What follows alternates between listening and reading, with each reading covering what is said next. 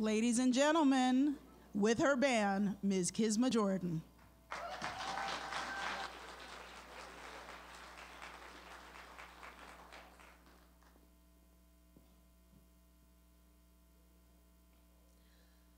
I am an endangered species, but I sing no victim song.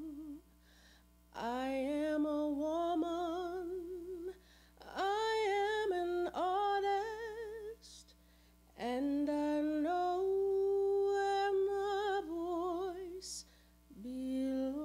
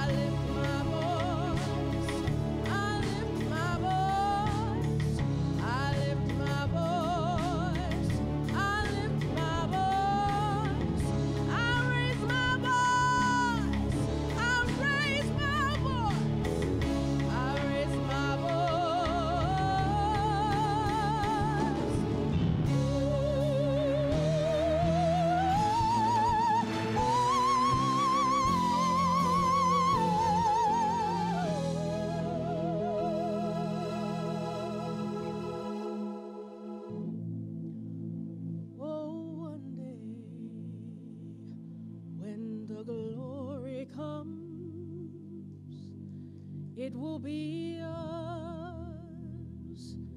It will be us. Oh, one day when the war is won, we will be sure. We will be sure. Hands in the heavens, no man, no weapon formed against us. Glory is destined. It will be us. It will be us. Oh, freedom is like religion to us. Justice for all ain't specific enough. But when it goes down, we'll all stand up. Oh, one day when the war is won, we will be sure. We will be here sure. Oh, one day when the glory comes, it will be us.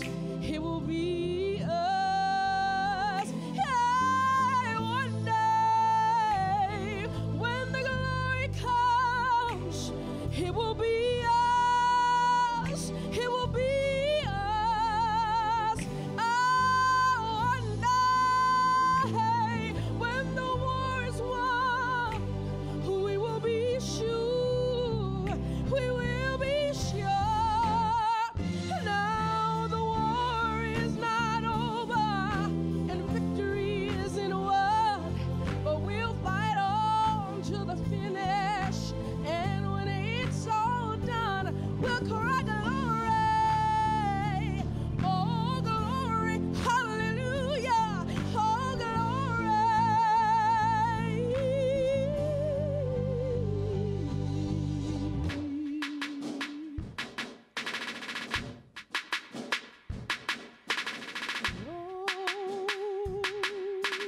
Glory, glory,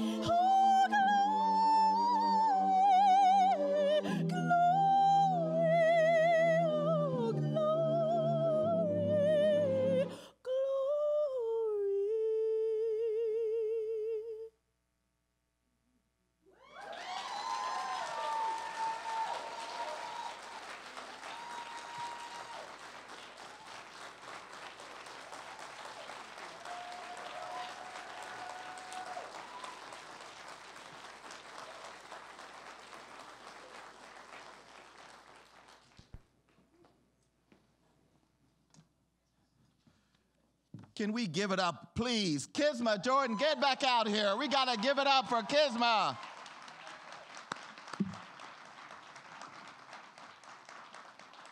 Please. You are amazing.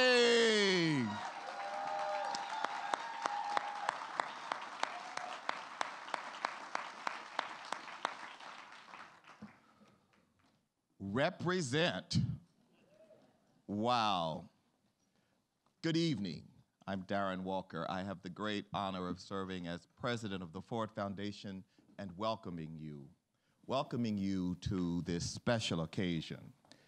I want to thank you all for being with us this evening, and before I proceed with thanks and gratitude, I have to call out a special colleague, a remarkable woman, indefatigable intelligence and brilliance, whose vision it has been for us to gather on the occasion of the Kerner Commission's 50th anniversary. Please welcome and offer gratitude to my colleague, the irrepressible, inimitable Farai Chideya.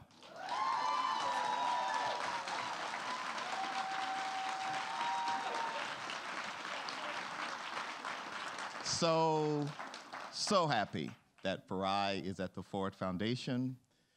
And as we gather on this occasion to reflect on media and journalism and democracy, we are gathering at a moment when the press in this country and around the world finds itself under assault.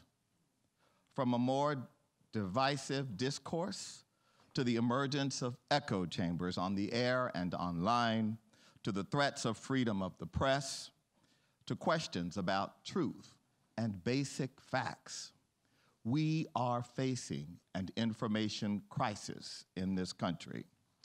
And according to a recent poll commissioned by the Ford Foundation, 3/4 of the people surveyed, regardless of their political views, believe that fake news is a serious problem in this country. But we are not powerless. It is worth pausing to remember that a free and independent media is an essential component of any functioning democracy. And the media cannot serve our representative democracy if it isn't representative of our democracy. So when we talk about diversity in the media, what is at stake is not just diversity. What is at stake is our democracy. And one of the greatest threats to journalism, and by extension our democracy, is not merely the misrepresentation of facts. It's the lack of adequate representation of people in the stories that are told, and who tells these stories, and in the leadership, yes, the leadership of our nation's news organizations. In fact, inadequate representation and misrepresentation are deeply related. But this is not a new insight. 50 years ago, the Kerner Report shined a light on this very phenomenon, especially as it related to the media's coverage of the painful events here in Detroit and in Newark in 1967. And their concern about diversity in newsrooms was not an end to itself. It was necessary to help the rest of America understand the problems faced by the African American community, and through understanding, bridge the divides in our society. Today, it is not just a matter of racial inequality in the media. There are also other communities who are not covered equally or effectively, who are not adequately represented in the media. For example, it's easy for me to imagine how a rural American feels left out by newspapers and television stations based in the major cities and on the coast. It's easy to see how people without a college degree might feel they are not the intended audience of some journalism and begin to question the value of journalism. And it's easy to understand how people might be frustrated by the media when it does not reflect their lived reality. At Ford, we see this broader lack of representation in coverage and in leadership as yet another manifestation of the inequality we are dedicated to fighting against in this country and around the world. And so the question for us is, how do we close this gap between where communities see the media, where they don't see their daily lives reflected? And at the foundation, we believe that the opposite of inequality is justice. And some 50 years ago, the Ford Foundation and others saw the recommendations in the Kerner Report and took action in addressing the imbalance and inequality in the media. At that time, the foundation helped establish public media. We invested millions in several programs to train journalism of color. That helped to ignite the careers of hundreds of reporters and editors. And we provided seed support to new affinity groups. These were important steps, but they were not enough. We still have much more work to do. And while there is agreement about the problems we face, I am hopeful that there can be agreement about the solutions we need. In fact, our polls show that a majority of Americans, including 50% of white Americans, believe that hiring more racial minorities in the media will improve the quality of news in this country. And that's part of why we are here on this special occasion, to reflect on and commemorate the Kerner Report, and to recommit ourselves to a free press that represents all of us and reconnects our divided democracy. We must bring the lessons of Kerner into the 21st century. We must build a media that holds up the mirror to our society and that allows all of us to see ourselves reflected in that mirror. Together, we can strengthen the perspectives of our news media and the foundation for our democracy. I believe we can build a better America by building a better media that reflects and respects the whole of America. Tonight, we'll hear from some of my heroes and sheroes, journalists, artists, media luminaries, who will share their insights and their wisdom on the subjects of media journalism, diversity, and democracy. To kick off tonight's discussion, please join me in welcoming Richard Prince to the stage.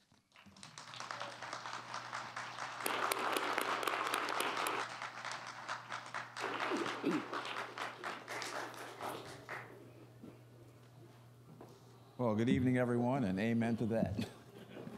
I started actually my own career in, not in 1967 in Detroit, but in 1967 in Newark. So we have, we know about how all this started, and of course, next year was the release of the Kerner Commission Report, which we're discussing tonight. And we're here to find out and to discuss what's happened in those 50 years, how much progress have we really made. And we've got some fantastic panelists here. Marie Nelson, Vice President of News for PBS, Jelani Cobb of The New Yorker and Columbia University, and Bill Plante of CBS News, formerly CBS News. And I want to hear first from Bill because we want to get some, provide some context to the times in which all this took place. And Bill was down there at Selma with Dr. King and others. And I'm really eager to hear what he has to say about how those times, what the lessons of those times are for the times that we live in now. So come on up, Bill. Thank you, Richard. Yeah. You want me to come up there? Please do. All right. No? You don't want it? Okay. Never mind. Never mind. I should, okay. All right, never mind. Go ahead, Bill. That's what we have these. That's right. During the civil rights movement, I spent a lot of time in the South. I was a brand new reporter for CBS News. I grew up in Chicago, had never been much south of St. Louis, and going to Mississippi and Alabama was like going to the moon. But I soon saw what was going on. And what we covered there was basically about people's right to vote. Now that was something that the average American could get their head around, because they all believed, or most of them anyway, that the right to vote is an essential human right, an American right, guaranteed by the Constitution.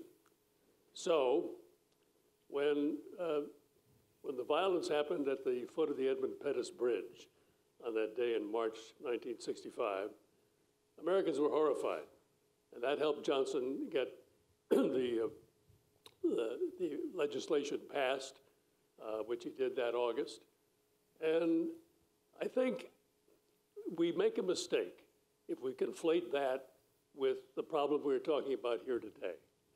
Because while people would generally agree that the right to vote was important,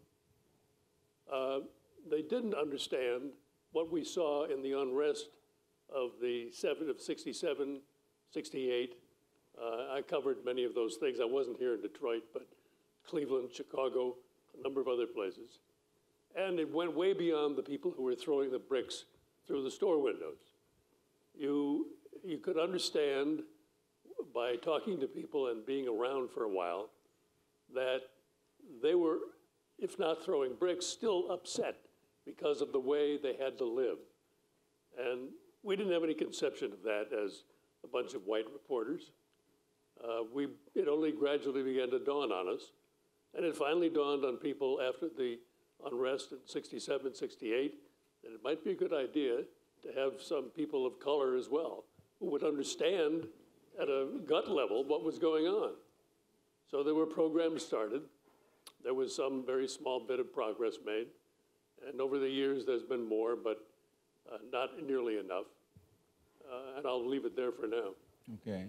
Well, Marie, you've been looking at, we were just talking, and she was saying that she was looking at some of the headlines, some of the newspapers of the time. What takeaway did you have from looking at that? Well, I am proud to say that I wasn't alive in 1967. Okay. I'm holding on to that for a few more years. But I did. I wanted to go back, and I wanted to read the headlines, and I wanted to see what the reporting was like at the time here in Detroit. And it's stunning when you look at the Detroit Free Press and you read headlines that sound as though there's a war going on against some sort of foreign entity, and you could very clearly see the distance between communities as reflected in how the story was covered.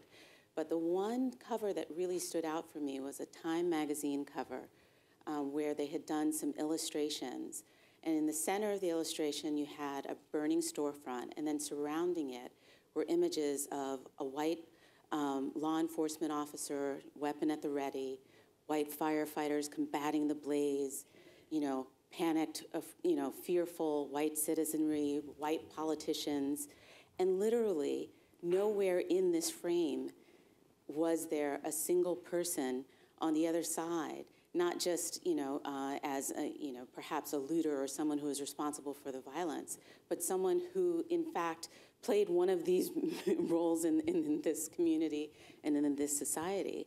And so to me, it's like you look at that and then you fast forward, and while there are so many ways in which we need to improve the situation, but when I fast forward and I look at America where I have a Jelani Cobb who we have out there riding shoulder to shoulder with the Newark police doing a frontline piece on policing the police, or you have the great late Gwen Eiffel, who's out there, who travels to Ferguson in the aftermath of what was happening there. And the first thing that Gwen did before we shot a frame of video for this town hall meeting is that she wanted to go directly into that community and to spend time where Michael Brown was killed and to spend time talking to the people who are in his neighborhood. So when I see that level of transformation, I know that we are on the right track. Okay. Now, Jelani has been, you mentioned Ferguson, you mentioned Newark, you've been in these places. You weren't around 50 years ago, but I know that there were some. Disconcertingly close to 50 years ago. 48 years and 6 months or something like that. Oh, my goodness. Okay.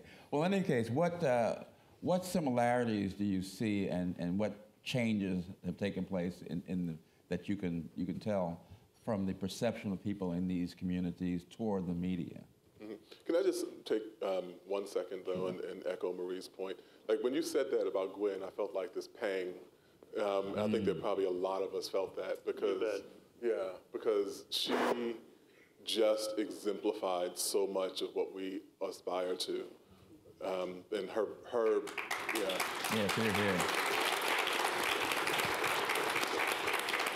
her absence is still like sharp in that way.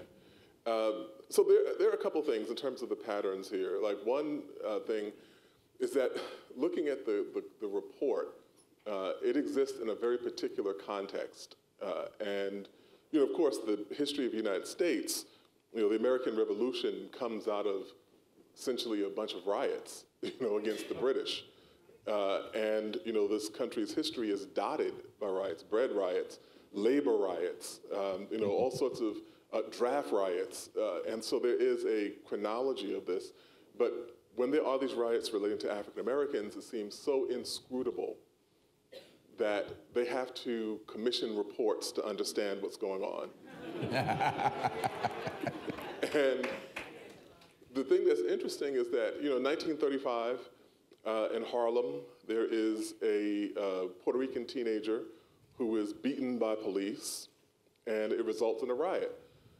They issue a report. They have commission issue a report. The report comes out and says, well, the conditions of black people in Harlem largely factor into why we had this riot in Harlem in 1935.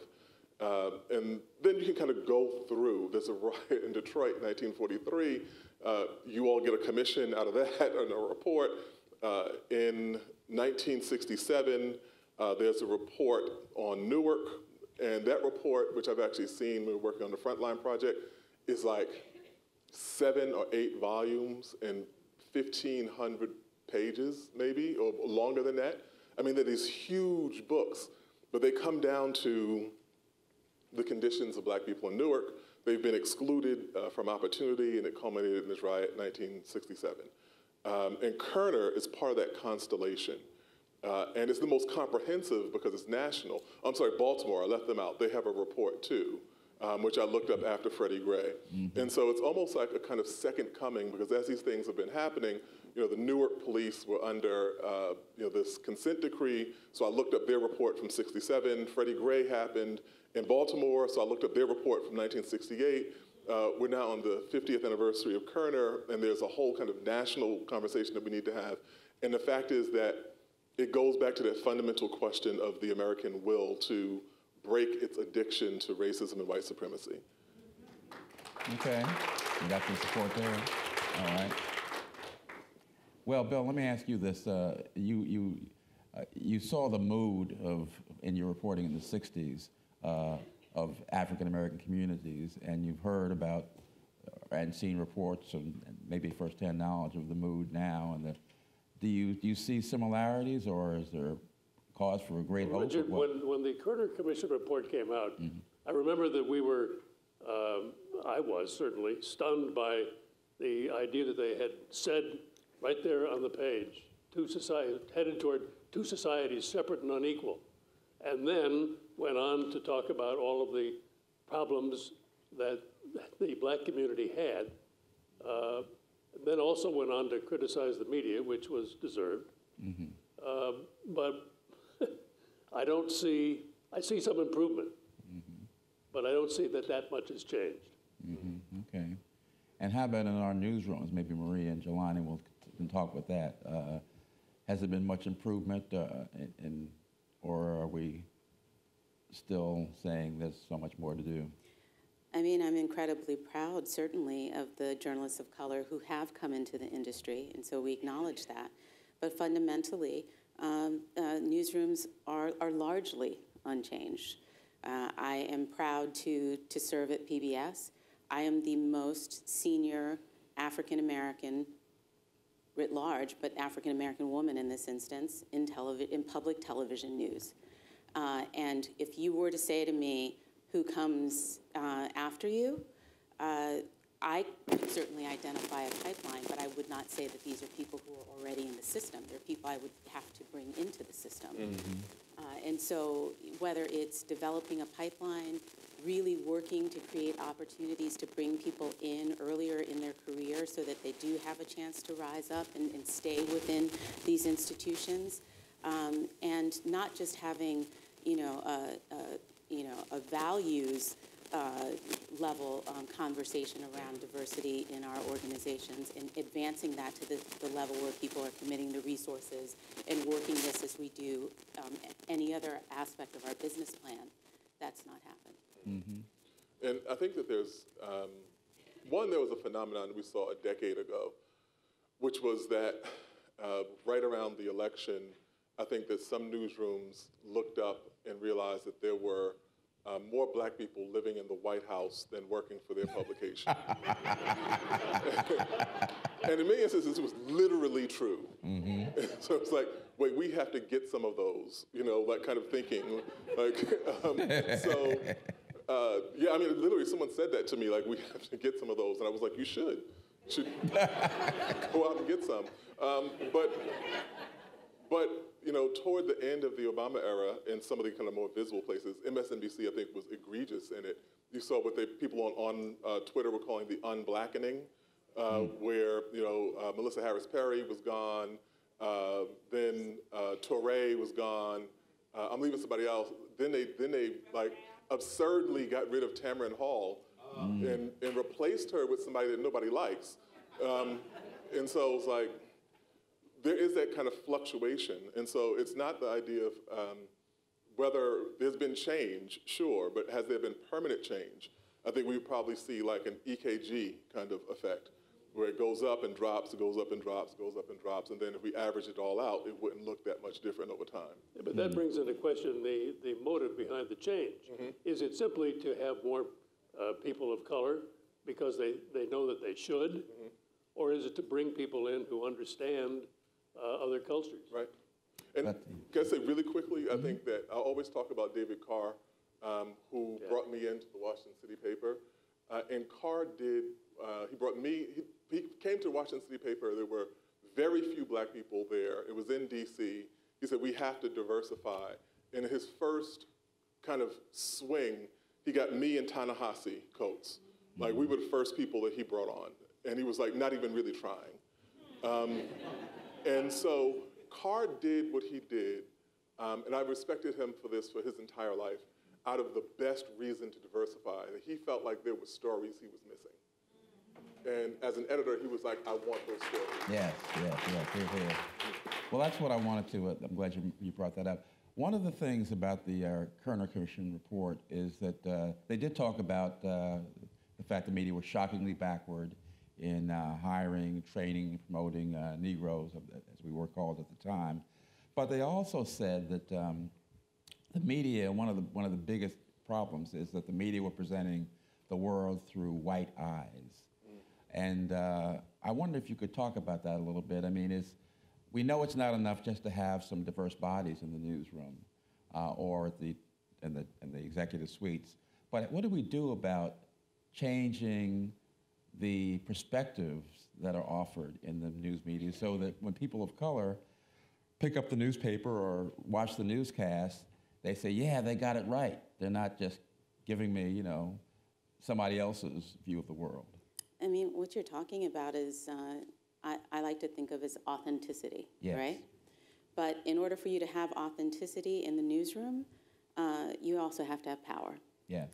And so we were having an interesting exchange earlier today about some of the writing that's been done around the Kerner Commission anniversary. Oh, yes. And perhaps, an opinion desk where they thought that it was okay to suggest that this was, a relatively unknown commission, based on, the limited perspective of those who happened to be around that particular table. And then, of course, pointed out that there was an African-American person around that table. So if they didn't really know about it, how can you expect? How can you expect? Right. But, I would hazard to guess that oftentimes that African-American person is put in a position where they're not necessarily empowered to change the narrative in a way that they would, that you would expect. And so for me, part of it has been not just the quest to have, this, increase in the numbers. Twitter today was reporting about their new push around inclusion and how they've got these targets and they're meeting these targets, and they've gone from, 6% African American to 10% African American, and they're hoping to increase that. But it's like, yes, there is a numbers component to this, but at the end of the day, it's also about having folks in leadership positions so that when those conversations happen, there really can be an engagement around authenticity in that reporting. If there are editors who understand that they want to have somebody go out and cover a story because they understand the story, that's what you need. It isn't going to be just the reporters. It has to be, as you say, the management, the editors, the presidents, vice presidents. Right, right. Now, when this report was issued, it was about that's another thing we need to ask about. What is the correct terminology? I mean, have we settled on whether these are uprisings or riots or rebellions or? Well, we called them riots back in the day, but they were definitely unrest. Unrest. Yes. Well, anyway, back then it was this is reporters about Negroes. They're the ones who were rioting and everything. But since then we have become much more multicultural. How do we bring Asian Americans, Native Americans, Latinos into this conversation and into our perspectives that we're offering our readers and viewers? Any thoughts on that?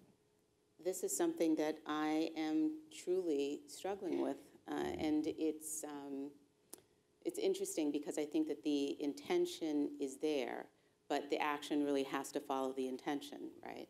So as we look to increase, for example, the representation of Latino independent producers and the content that we're bringing to the air, or the stories that we're pursuing, you have to make that concerted effort.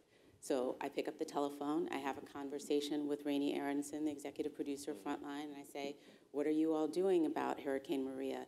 Do you have a team who's working down in Puerto Rico? So it really is about being very clear and intentional to make sure that you're making the same overtures that as a journalist of color I would have expected for folks to make within the African American community.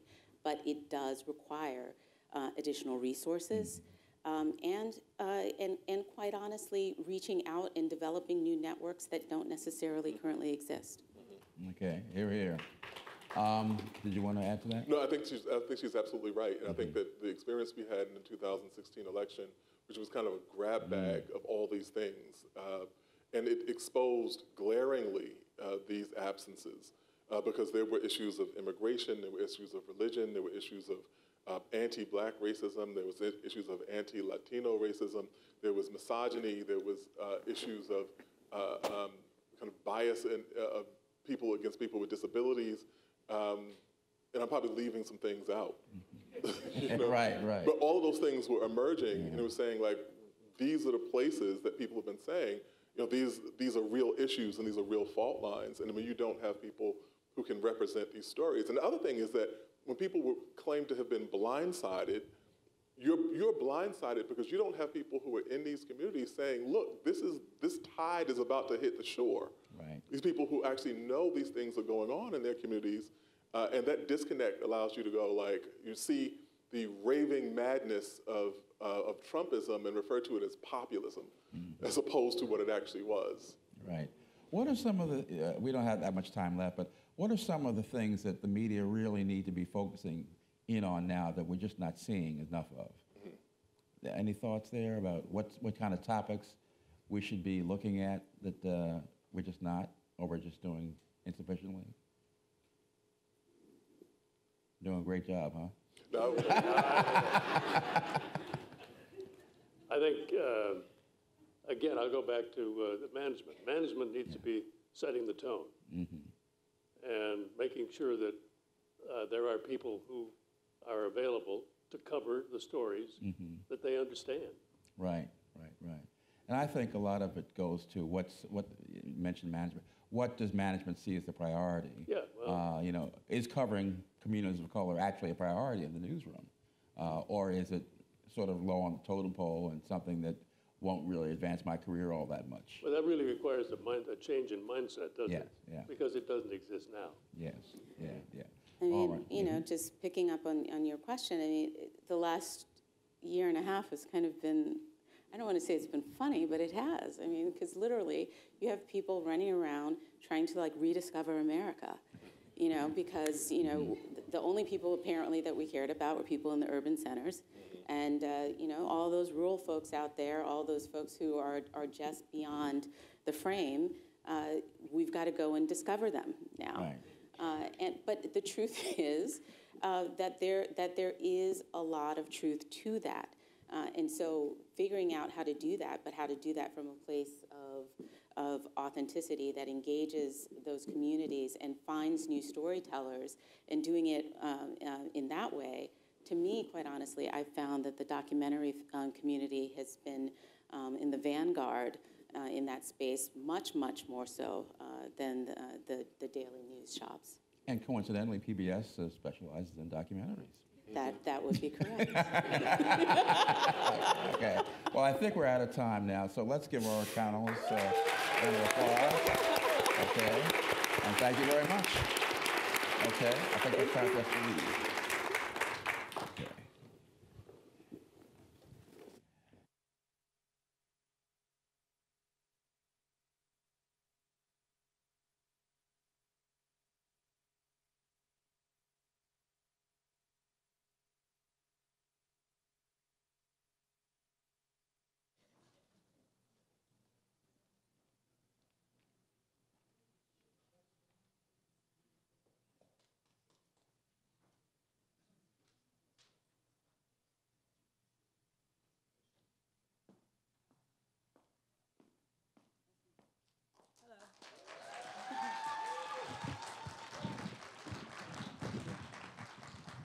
It's funny, like, having people from New York tell me how to get around the Wright Museum. I'm like, I got it. I got it. Okay. So some things to say.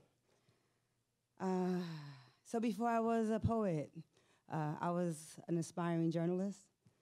And I just want to call the name of my friend who we just lost, was one of my mentors in France, Cliff Russell, who was the first African-American press secretary for Detroit mayor. He was with Dennis Archer, father, husband, activist. He looked more like a ball player than a journalist. He introduced me to Coleman Young. I was just a baby, an intern at WWJ. And so I used to believe in this thing called truth, and he was one of those people that believed in it too. And I want to say Rochelle Riley had an article on him about, he was a marker hunter, and he'd been chasing markers all over Michigan for years. I think he sent over 1,300. And he said, I've always been a fan of history. There's nothing like learning the history at the location where it happened. Nothing like that in the world. It brings it alive, makes you understand it, where we were then and where we are now, and how little things have changed in some ways. So I thought about writing this poem for Cliff Russell, and then I thought about what would Cliff Russell want me to do. And so in the spirit of Black women not being invisible, even in this room or in media or in general, this is for Sandra Bland. If Black women could be cut down, no, removed gently from American terrorism, who would break our fall? Which direction will we travel to feel safe? Wild is the wind. If we could turn in this skin, these sharpened bones, this brain full of power and history, who would we resemble? Invisible doesn't come in black. How many nervous breakdowns? How many funeral black dresses? How many fibroids? How many nooses? How many of our babies must be raped, cut into pieces, burned inside garbage bags, buried? How many of us blossom a beautiful tree of life and pray their pride isn't cut down the middle, reduced to trunks so a close friend doesn't die, climbing their limbs, attempting to simply grow outside the gritty soil they were planted? I put a spell on you. Holly Hobby ovens, Girl Scout cookies and Barbie dolls don't prepare our revolutionary daughters, born with capes and wings to have a pig's knee pushed into their backs. Girls raised by wolves, taught to disappear, to be quiet, to not talk about it. How much black breath is allowed space in the state of Texas? A place that has sucked the life out of countless, miscounted, uncounted, brown, poor women die here. I got life. Sandra Bland got the death penalty for a traffic stop. Her body was 28 years young. How to make sense of our bodies. Bodies burned by cigarettes. Bodies smoked out their own neighborhoods. Bodies with abandoned lungs and hearts. Bodies mistaken for women when they are still girls. How do we construct a survival guide, a poem for our daughters' bodies without throwing up our breakfast? How do our mothers' bodies not implode after telling our sons to comply, to not speak, to keep their heads down, to allow their bodies to be dragged by racist police? Jim Crow ain't never flown with this much wingspan, egos flying for safety now, for the reach is deep and southern and Midwest, shadows the east, lands in the west. Texas, you will always be Mexico in denial. Detroit poet Ron Allen asked for his body back in 1996, and we are still waiting. We want our bodies back. We want our bodies back. We want our bodies back. We want them returned to mothers without blood, without brains exposed, without humiliation, without bruises, without glass, without fire. We want our bodies back. We want our cities back, our culture back, our land, our streets, our freedom, our justice. We want our bodies back. We want our bodies back. We want them wrapped in white silk. We want them paraded around the White House. We want these flags you stand up for at baseball games at half-mast. We want national holidays to honor our bodies, our knees, our prayers, our ears, our genitals, our eyes, our fingers, our feet. We want 21 gun salutes when we enter a goddamn room. We want our bodies back. We want them anointed in oils. We want them worn around your neck. We want them remembered. We want them worshiped on Sunday. We want our magic you try to bottle. We want our essence you attempt to steal. We want our elegance, our sex, our walk, our cool, our recipes, our intelligence, our science, our stars, our history. I want my Moroccan nose. I want my holy water breasts. I want my Maasai legs. I want my alien arms. I want my Ivory Coast mouth. I want our breath back. I want our time back. I want your foot off our girls' backs. I want all your badges back. I want you to evaporate into dust like swatted moths. Don't cut me down from the noose. Let my legs dangle for the devil. What a spectacular magic show. Why you turn the cameras off? Why you turn the cameras off? This is a simple ballet. You got front row. This is your venue. This cell, this hole is no one's home. It's no place for a woman to die. You probably never heard of Judith Jameson, Catherine Dunham. Oh, we know how to get our legs in the air. We know how to elevate our bodies to tell a story of middle passages, of survivals, of lynchings. You've always loved our bodies under your control.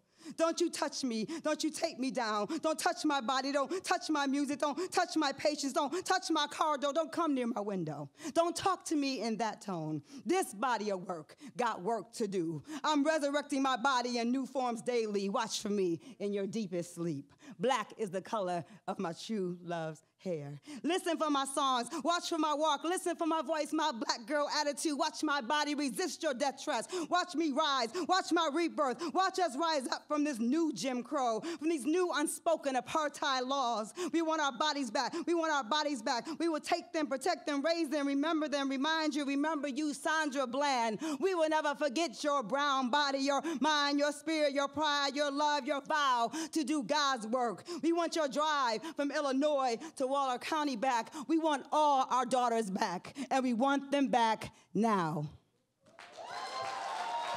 Thank you.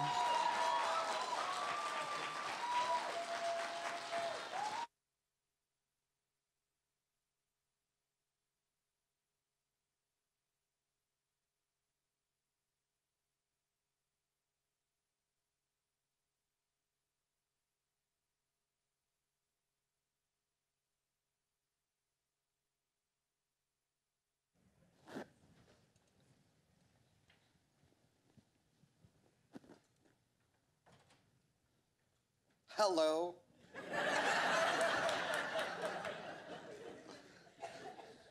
It's our misfortune to come after Jessica. I'm Jerome Vaughn. I'm Jenny Lee. And we're just going to have a conversation for a few minutes about what Kerner means to Detroit 50 years later. So welcome to our living room for the next few minutes. Jenny, what does Kerner mean to Detroit? Well, we're going to try and resist the awkwardness of this just one-on-one conversation here in front of an audience. But I think, well, one of the things that stood out for me in what I read recently is the way that the report really challenges the notion of objectivity in the way that it really named the white gaze as contributing to everything that happened. And I think it's important that we continue to challenge the notion of objectivity because it operates as a pretty harmful myth, I think, within our communities when it's used to silence or marginalize journalists of color who are seen to be incapable of objectivity because if you have a lived experience that ties to an issue that you're reporting on, that's seen as undermining your credibility and really assuming that the white gaze, that there is something inherently objective about predominantly white news organizations.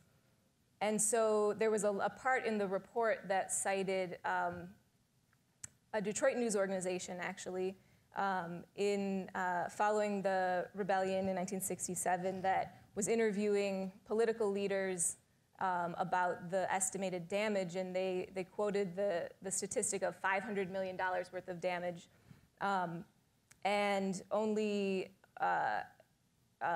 after the evidence was fully seen was that there was only $40 to $45 million worth of damage. But it was the inability of these reporters to question the authority of the political leaders that were giving them this data. And so while it was easy to assume we're just reporting the facts, there was an inability to really question those facts that led to deep misinformation. So I think that's one of the things that stands out. And I think, in Detroit, I think it is that dynamic of presuming objectivity as this holy trait. It also really undermines the ability of journalists to listen deeply to activists. And we see a lot of harm come as a result of that. I would just say, Jessica just mentioned someone who I think falls right into that in a good way, and that's Cliff Russell, who was a journalist at many of the radio stations around Detroit, for those of you who don't know him. He just passed recently. And he lived the Detroit life. He knew people from all sorts of communities. And so in that sense, he didn't have this objectivity of there is one single truth, and he was going to report on that one single truth. He knew that stories had complexity and depth. He knew that different people would tell different parts of that story. And because he was a product of Detroit, he could tell those complex stories. And I think that is part of what we miss when we are searching for objectivity. Yeah, I think you're really right. And I think we see that in our current media landscape, a lack of complexity, a lack of attention to even how national stories or issues are playing out in our specific communities. And I think that comes as a result of homogenous newsrooms that aren't capable of seeing nuance, aren't capable of considering issues within a critical lens, right? And so just one really present example for me right now is that, we're having a lot of national conversations about gun control.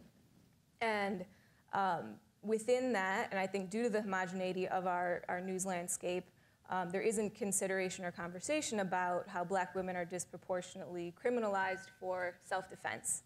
Hardly ever, if rarely protected by stand your ground laws, things like this. And so in Detroit right now, there's a case of a young mother and activist in this community who is fighting for her life and freedom after being charged and wrongly convicted of a felony for defending herself and her daughter with an unloaded gun for which she had a license to carry. And so, circumstances like that, if we lack analysis, a critical analysis in the reporting of issues like gun control, to incorporate that full picture, then I think that reporting undergirds policies like stronger sentences or mandatory minimum sentences for gun-related crimes, which then do harm to the most marginalized communities. And so, that's a story that needs to be told. If there's any journalists in the room that want to hear more and cover it, definitely come talk to me afterwards.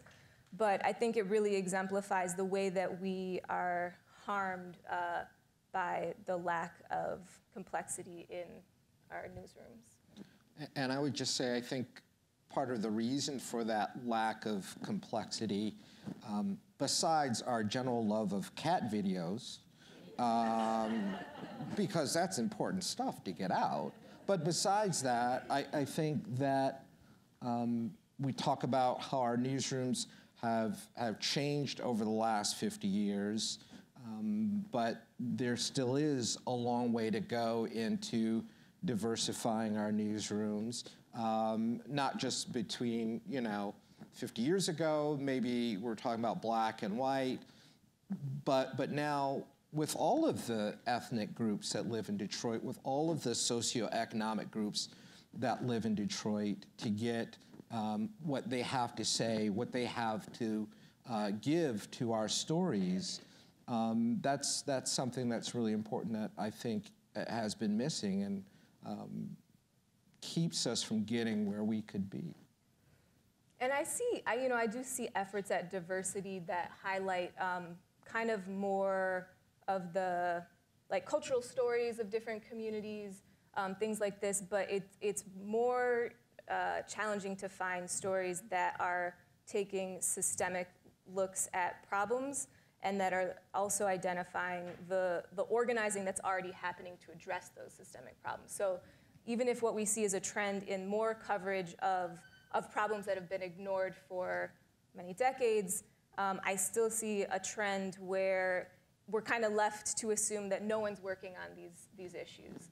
And that really undermines the work of organizers who have this larger picture and really deep insight to contribute to broader discourse about what's even possible in terms of solutions. You see that in coverage of the water shutoffs crisis here in Detroit, and an absence of discussion around policies of water affordability, which is something that activists have been developing and advocating for many, many years.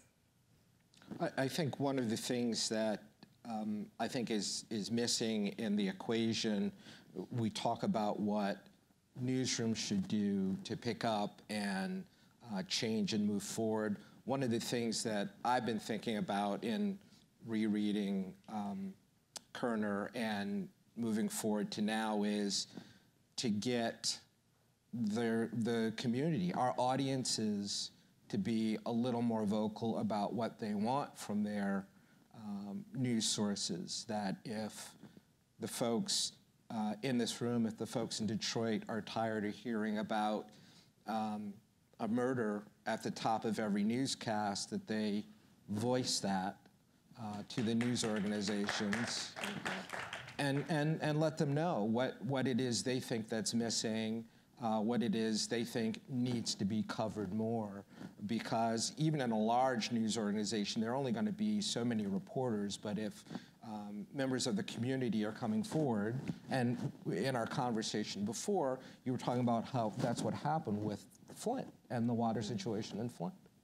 So, well, yeah, so that, you know, in thinking about how, again, this notion of objectivity prevents journalists from listening to activists that are raising concerns, whether it's around emergency management laws or, you know, in Flint specifically, concerns around the transfer of the water for the city under emergency management. It was, you know, it was years of activists like in Detroit and Flint raising those concerns and being written off as hysterical. And it was only through a community storytelling event organized by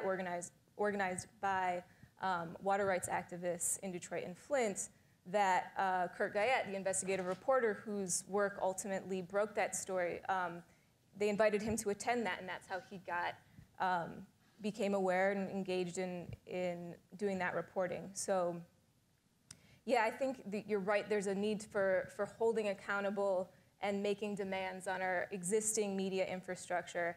And there's a point at which we have to not expect these entities to fundamentally transform in the way we need them to, or not wait for that, and create our own alternative media, which is what, you know, my organization's been invested in the work of doing for almost 20 years now, and also just building more strategic connections between credentialed journalists and movement media makers. I think there's a really great story that Jenny Monet, who's a brilliant journalist who I think may be here, told at our conference, the Allied Media Conference last year, about how, you know, like the storytelling around Standing Rock was this composite of activists with their cell phones and their Facebook Live feeds on the front lines, exposing the fact that water cannons were being used on people in sub-degree temperatures, and journalists like her, and then the tribal media outlets that had been, you know, covering their communities for decades, that were able to tell the story that became national news, that became, you know, the story that we understand today. We have just a minute left, and I just want to share my complete bias, and that is that we need to do a lot more training. We need to get people more involved in what we do, whether it be hiring them in organizations or training them in how to do what we do to diversify the bank, because when I retire in another 60 or 70 years, oh, don't laugh, there needs to be someone there to take my place. And one of the things that I say is, if I'm not doing my part to train the people who can come up behind me, then I can't be assured that it's going to happen. And there needs to be so much more of that. Now, I think right after 1967 in Detroit, there were a number of people who came up, you know, Diana Lewis and Bob Bennett and Carmen Harlan, and they came up and they came in. But things have changed since then in the industry, and it's harder to keep people in one place for years and years and years. But we really do need to make sure that younger folks are coming in and learning those things. And that when they enter mainstream news organizations, that they're supported to bring their full selves, to have critical perspectives, and not just expected to, again, fall into this false notion of objectivity. Yeah. All right. Thank you. So we're going backstage. Are these for us? Yeah.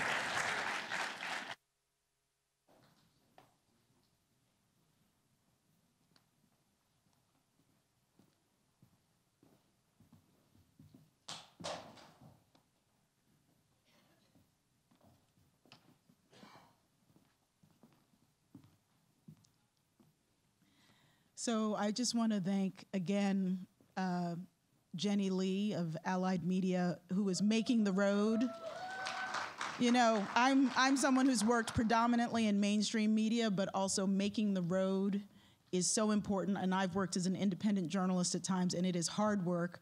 And also Jenny was mentored by Grace Lee Boggs, who's someone who I had a chance to meet, one of the many Detroit legends. And Detroit is a city that has contributed so powerfully to the history of journalism. First Black-owned TV station, WGPR. Also there was a mention of Rochelle Riley, someone who I admire deeply, who I last saw at Gwen Eifel's funeral, and there's just such a long and deep history. But I just briefly want to say, before we bring on our final panel, why I love journalism.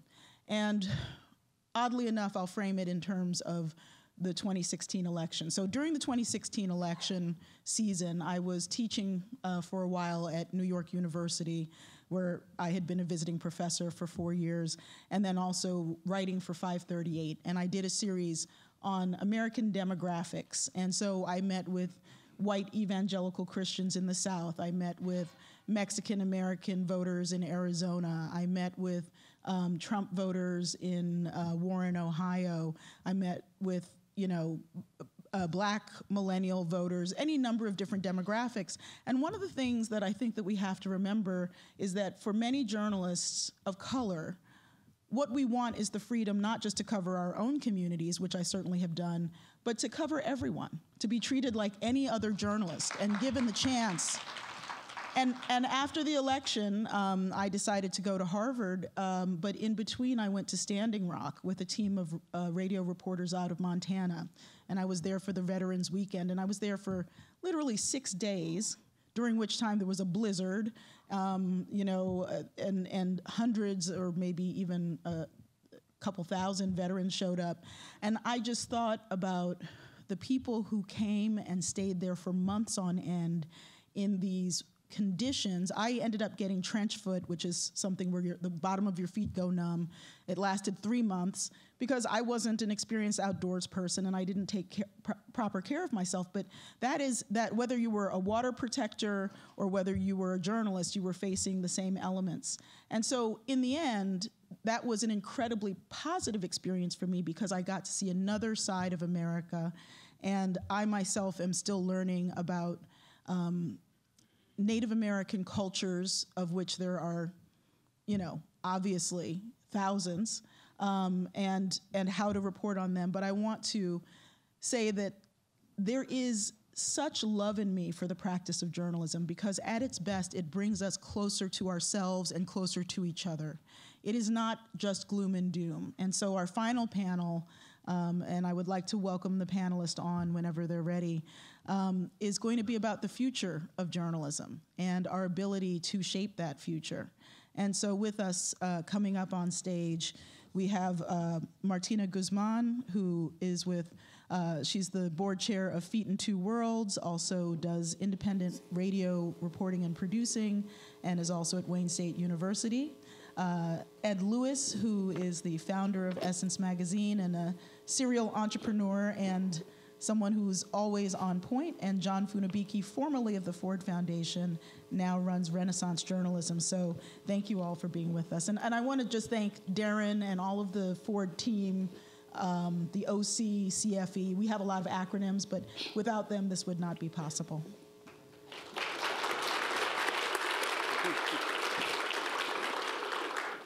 So as I said, journalism for me, it's, no question it's a struggle, but there's that whole statement, the joy is in the struggle.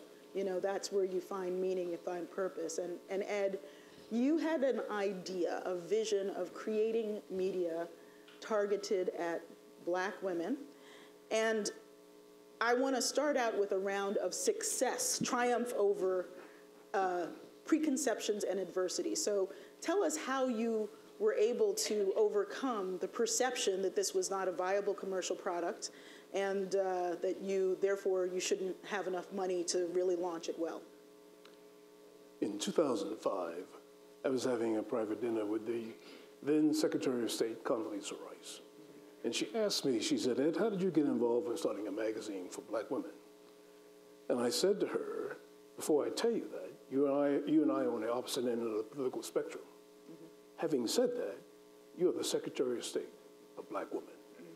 When Essence came into being in 1970, Black women were thought of as uncouth, loudmouth, unfeminine, poor on welfare.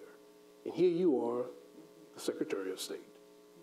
And what's happened during that 48 years now, for me, I'm celebrating the idea of Essence was conceived in 1968. Essence is 48 years old. And it came into being because 4 black men had an idea to want to celebrate the beauty, the intelligence of black women, because the other women's magazines, like Glamour or Harper's Bazaar or Good Housekeeping, were not dealing with the aspirations and beauty of black women. So that gave us our niche, our opportunity to come in to try to tell this story about what's going on with black women, and certainly what we see now in terms of Black Panther. Yeah. I hope everyone has seen Black Panther. But more importantly, those are incredibly black women. Yeah. Warriors. Yeah. And I just think it speaks volumes about what Essence has done to change the dynamics in terms of how black women are thought of. But back then, in 1968, you had 4 black men, no experience in publishing, who tried to do something in terms of trying to raise money. We put a business plan together of $1,500,000, but we only opened our doors with $130,000. So we were severely undercapitalized. But I sometimes believe that if I had had $1,500,000 up front, I may not be talking to you now. It's amazing what you can do with less. Yeah. So you found a way out of no way to do more with less. All right. Well, Martina, you wear a number of different hats in the media landscape, and part of your work is in public radio. And public radio, despite being public, and I think to be just very frank and not at all pandering, WDET is much more diverse than most cities' public radio stations. But in many cities, there is a color line in public media where you expect there to be a sense of a greater public, but it's vastly underrepresented in many cities in public radio. Tell us what you do to deal with what is sometimes a color line in public media, not just here in Detroit, but your work also that helps foster other people's careers.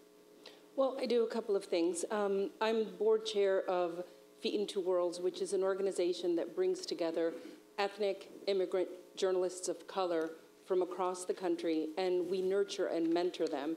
We aggressively sort of find them and bring them together, and then do the same thing aggressively, support their work. And once they create a body of work, then we connect them with a news organization and use our clout to get them recognized and to get their work either in a newspaper, in print, or on the radio. And it also creates a sort of a network in between the fellows themselves. Fellows often, journalists of color, feel isolated when they're in newsrooms, when they're the only person of color.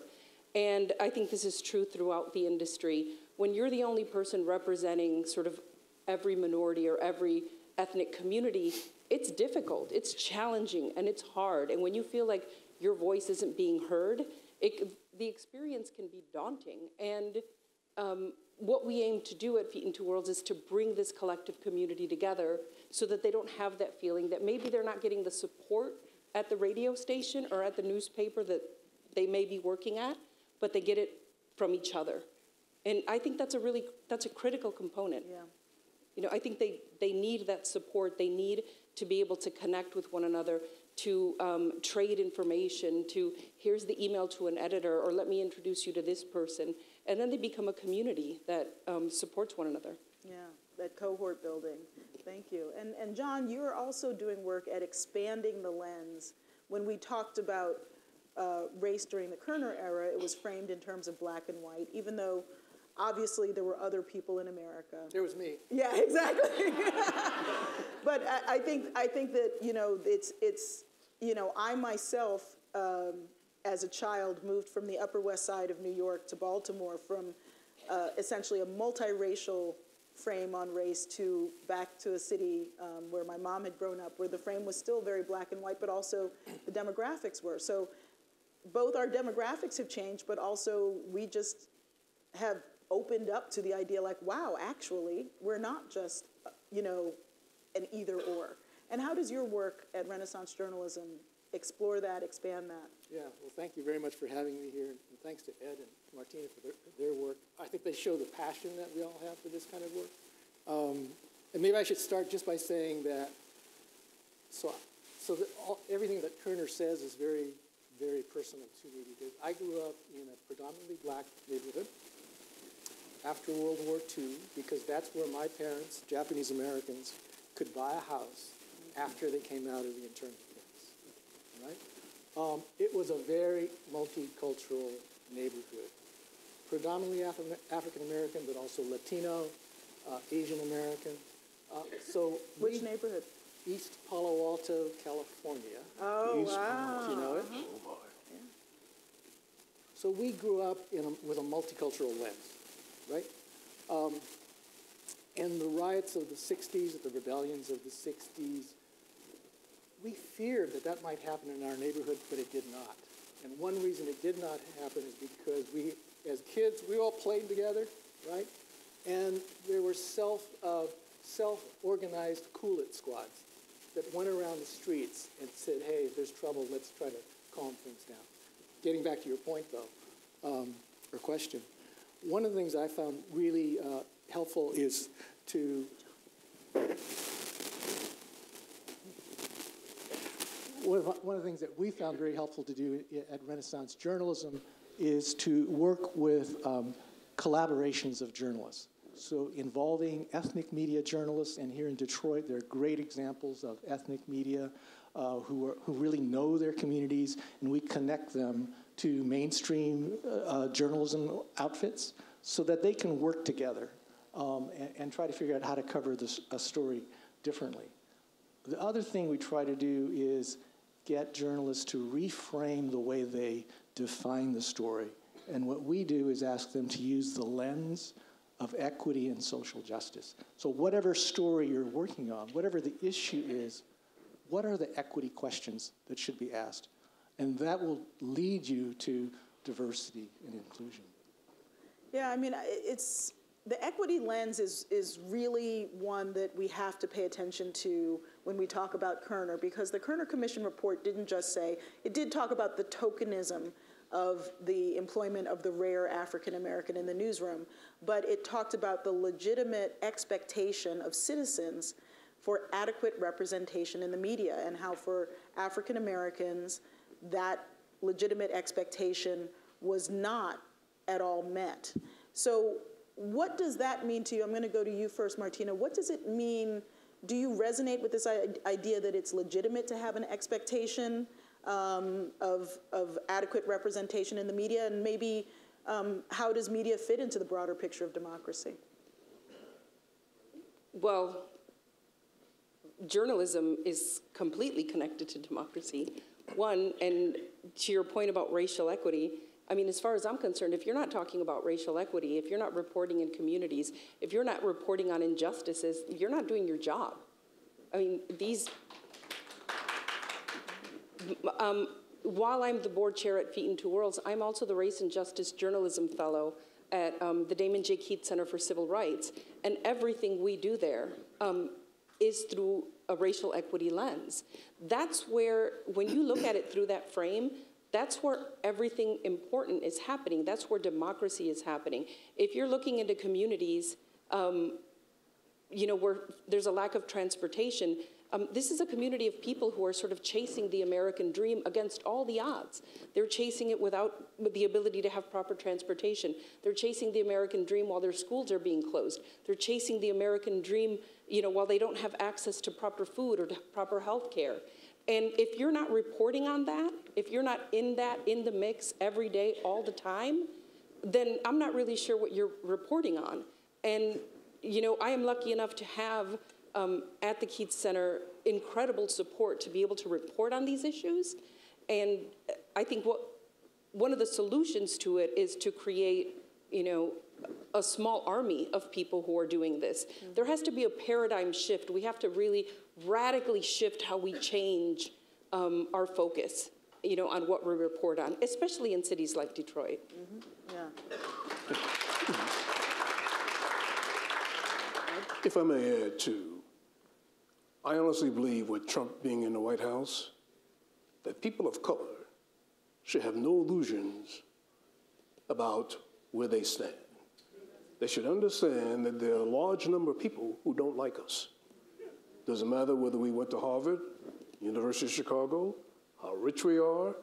And so it is incumbent upon us to work together to make sure that we have our interests be assessed and dealt with within this society. In that vein, the other thing that I feel very good about, I also co-founded a magazine for Hispanic women called Latina. The founder of Latina. That's right. The founder of Latina was a young lady by the name of Christy Halbeger, who came to my office in 1995. And she began to tell me about this idea about a bilingual magazine for Hispanic women. And the first thing I said to her, I said, Christy, your last name, Halbeger, does not suggest that you're Hispanic. But what happened, she was adopted when she was 1 year old by a German family in Houston, Texas. They had the sensitivity to inculcate this young lady with her heritage. She went to the University of Texas and she went to Stanford Law School. And she began to remind me of myself when I started Essence and how Hispanic women were viewed within the marketplace. And I saw then, or realized that the potential growth and opportunity in this market was there. I also thought if Essence, I had a magazine for Black women, and I could also develop a magazine for Hispanic women, together we'd be an incredible marketing power. But also it was about Blacks and Hispanics working together. Yeah. Because in the end, we help build this country, and we as Americans need to make sure that we get all the goodies that this country affords us in terms of who we are. I want to stay with you for a second, Ed, because you mentioned, the business opportunities of Essence. And can you show the cover? Some very delicious human beings from Black Panther. But you mentioned how there is we can support each other, and there's money in communities of color to support publications. And I want to reference some research that we talked about earlier today. McKinsey research on diversity. Companies in the top quartile of racial diversity in terms of their leadership are 35% more likely to have above median returns for their industry. So basically there's a 35% bump up if you have racially diverse leadership, 15% for gender diverse leadership, and yet, and still, in the media, often, diversity is just poor-mouthed. It's like, oh, well, we can't spend money on that. It's like, well, if there's a proven model that diverse leadership produces higher returns, do business arguments matter in an era where, we have the data, but we don't seem, I have seen enough media startups, and the media startup money rarely goes to women or people of color. So how do we process that? We have to continuously make an effort to tell our story, to make sure to have corporations and marketers understand the power of the consumer, Blacks, Hispanics, Asians, and we need to develop coalitions. We need to tap in. There's a great deal of money that's around today with regard to private equity, the Small Business Administration. Banks make opportunities, loans for people to be able to start their own businesses. So there's opportunity there. Yeah. Farai, can I jump in on please. That? I think there's also the argument or the reality that by better serving all these different diverse communities, that we can improve the trust in media. And that's a huge issue right now. And you can look at all kinds of studies. Let's go back to the ethnic media example, that the audiences or the subscribers, viewers, whatever it's newspaper, television, radio, they're very loyal to their media outlets. And that can transcend generations. So even if it's a Spanish language newspaper, even in the second generation or the third generation, the studies show that the children and the grandchildren still rely to a certain extent on the newspapers that they were introduced to by their parents or their grandparents, because those news outlets really resonate with them. And they're accustomed to the way they cover the story, and that those news organizations understand the culture and the history of those communities. And that disconnect exists with the mainstream media. And so by incorporating those audiences and those journalists into the news outlets, I think we can improve this trust question that we have. Yeah. You know, I'm just wondering, and any of you can answer this. To me, the Kerner frame also fits white Americans who are not often represented. You know, rural people of color aren't represented either, but, you know, rural white Americans and working income and low-income white Americans. And one of the things that I have done over the past 15, 16 months is correspond with a guy who's a member of the alt-right white nationalist movement. And I've done reporting on white supremacists and white nationalists throughout my career.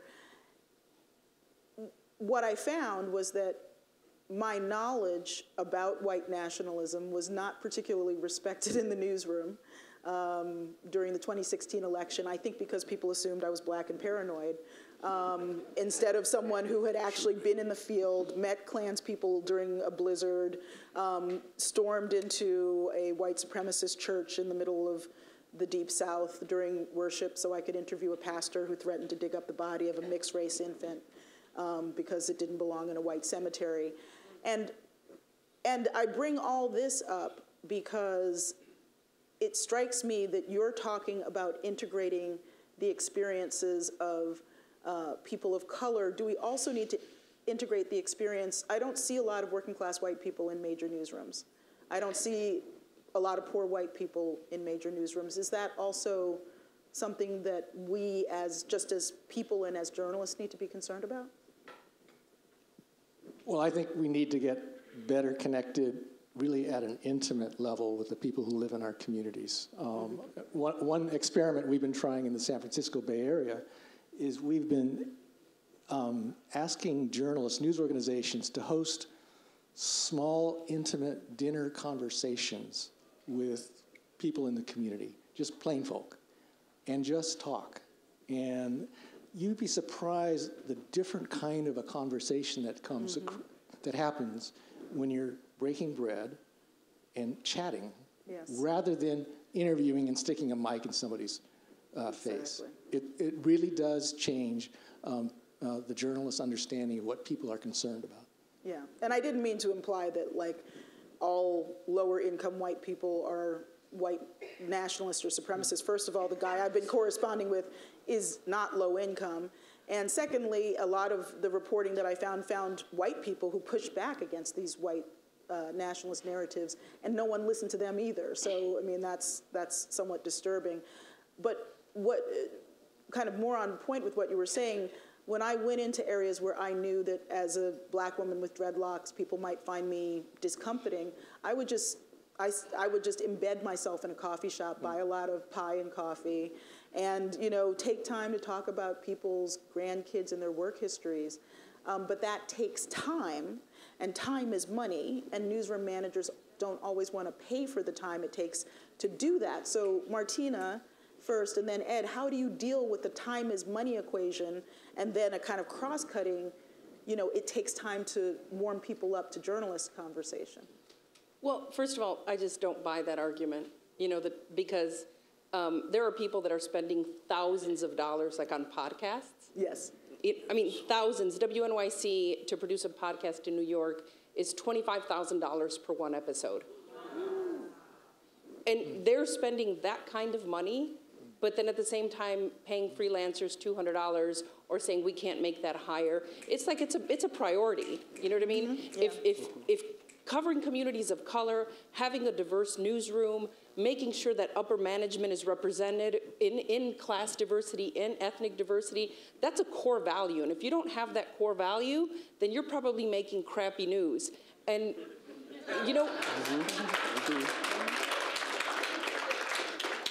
And, John, you were saying this on our phone call this week, and I couldn't agree with you more, is that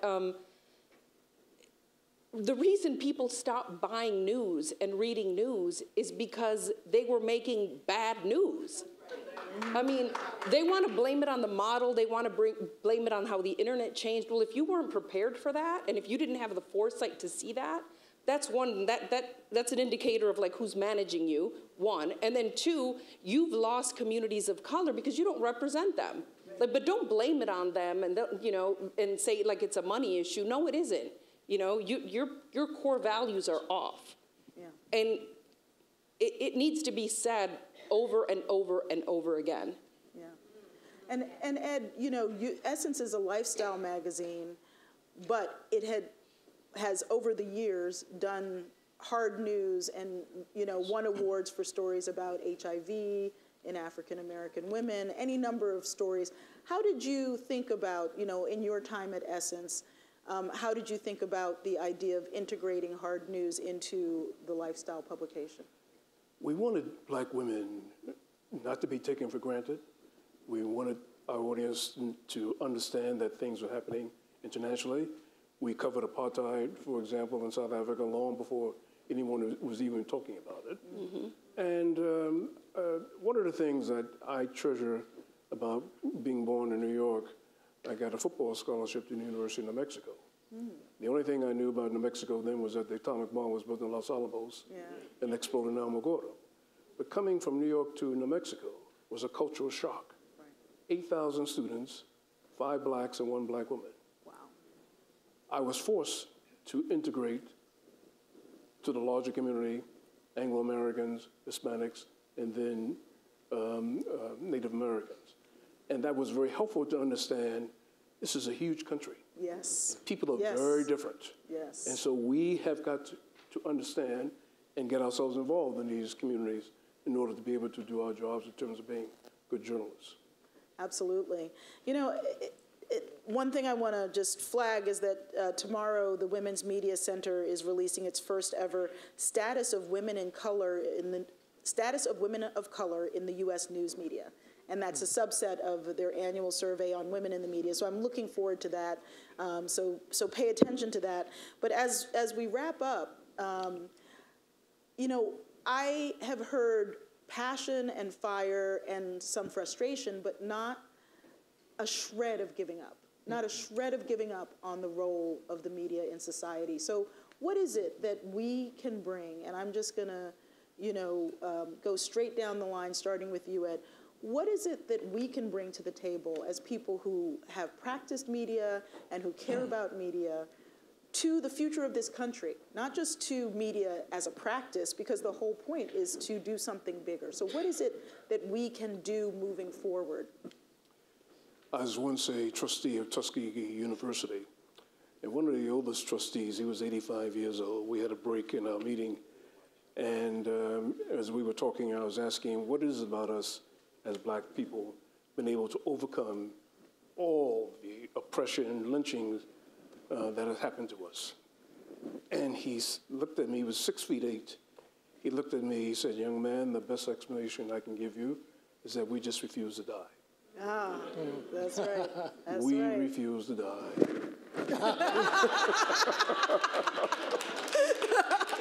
And so it's incumbent to understand the importance of the press, because it is a fourth media.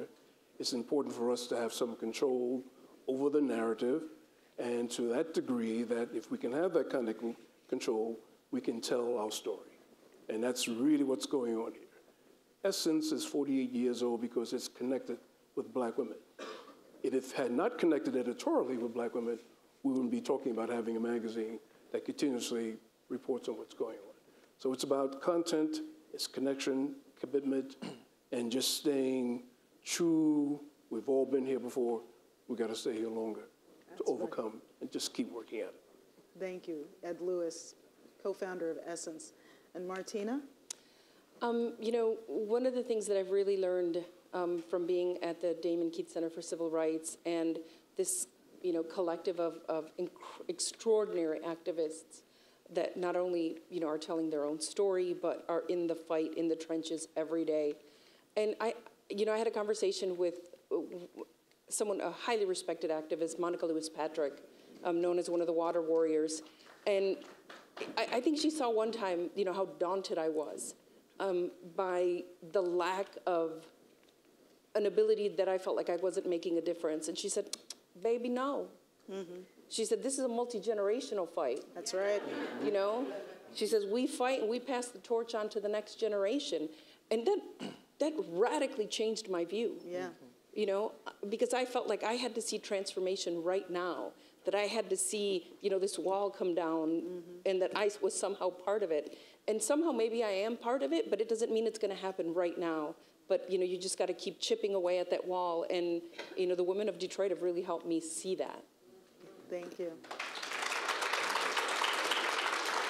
And Jon, I had forgotten until you had mentioned it before, but that your family had been in the internment camps of American citizens of Japanese descent. And I always think about the Korematsu case, which was the Supreme Court case that said, well, yes, this was legal. And as many people have pointed out, what's legal is not always right. That first we did it, and then we actually at the Supreme Court level justified it. How do you keep going? What is your rationale, and how do you see the future? So let me say two things. One is, just like everybody else, I'm very frustrated. But for those of us who are working in the media, I actually am an optimist, because I think this is actually the most exciting time to be in the media, because there's a lot of experimentation. A lot of the old rules have started to fall aside because journalists and other media makers realize it's not working very well, and we've got to try some new things. And so that's where I want to place my bets. That's where I want to play, if you will. From the community side, where I'm also frustrated, I say we got to screen more. I think that we've got to apply more pressure on the media organizations to make them change. Thank you so much. So Ed Lewis, Martina Guzmán, and Jon Funabiki. Thank you. And we're going to hear next from Kevin Ryan at Ford. Thank you.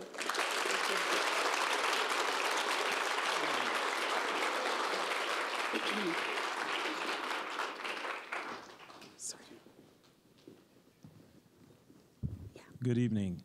I don't actually have anything to tell you. I'm actually here because I have the distinct honor to introduce the next performing artists, and these are two special artists.